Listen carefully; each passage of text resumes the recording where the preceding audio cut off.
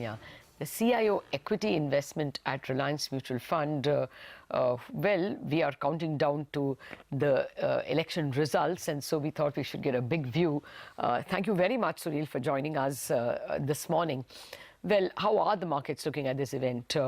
Will they move the needle significantly if the results were to go in either direction, in favor of the ruling NDA or against the NDA?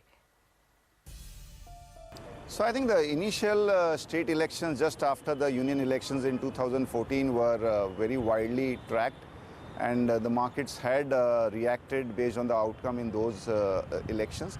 I think this time also the markets are definitely waiting for the results of the elections, but the markets have seen that ultimately, these kind of events, whether it's US elections or state elections, do have an impact in the near term, but ultimately, what the market looks at is the growth in the economy from a medium to long term perspective. The other thing is, things are sort of getting better for the ruling party, and I think there is a little bit less, you can say, worry about a sort of a one-side election. So I think overall the market seems to be quite, calm and, pretty stable about the outcome of the elections.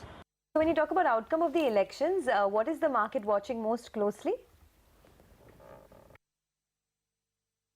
I think it's only the UP state. The other states are smaller, and obviously there the initial expectations are already quite mellowed down.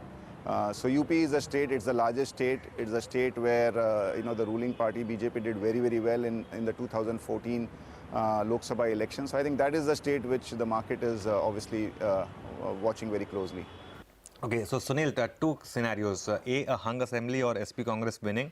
How would the market react in that case? And of course, if BJP comes to power in UP, how would the market react then?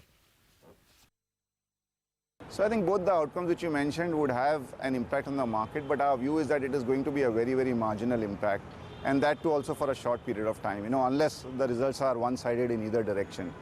We have seen, if someone would have told us that Brexit is going to happen and that, the US elections are going the way they finally did, I'm very sure people would have said that the markets would collapse. But the markets are have their own way of moving around. So I think any reaction on the upside or the downside based only on the elections is going to be very, very short-lived. That is the view we have.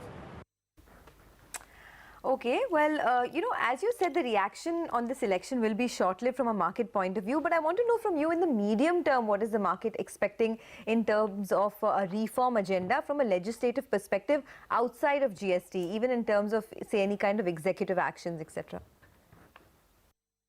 This government has done quite a remarkable job in moving ahead quite a few of the reform processes. We already have GST, which was a very, very long pending important issue that's been approved. What we hear is that they're moving forward in trying to have a July 1 rollout. We have seen a lot of move in some of the other sectors. FDI has been increased in, again, some of the key sectors like insurance, defense, railways. And as you rightly said, the executive action is also happening. Maybe the impact of that would be felt now. So our view is that this is a year where a lot of these impact would be felt. We have had some sort of speed breakers in the form of demonetization in the near term, but again, that has moved the economy well on its way to a less cash economy. There is much more, sort of deposit base which is there in the bank that will have a multiplier effect. So I think the market is looking more from those kind of steps. The budget has been quite good. I think the revenue targets are being met. A lot of push is being made on divestment, and more so on strategic divestment. We have seen so many advertisements in the newspapers. We have even heard rumors about Air India being strategically divested. So I think a lot of strong steps are already in the planning, and we do expect that in the next 3 months to 12 months, a lot of them would lead to fluctuation. So I think we are quite optimistic, and maybe the market is also looking at that, and that clearly explains the resilience in the market despite all the data which is coming up post demonetization. Okay, Sunil, thanks.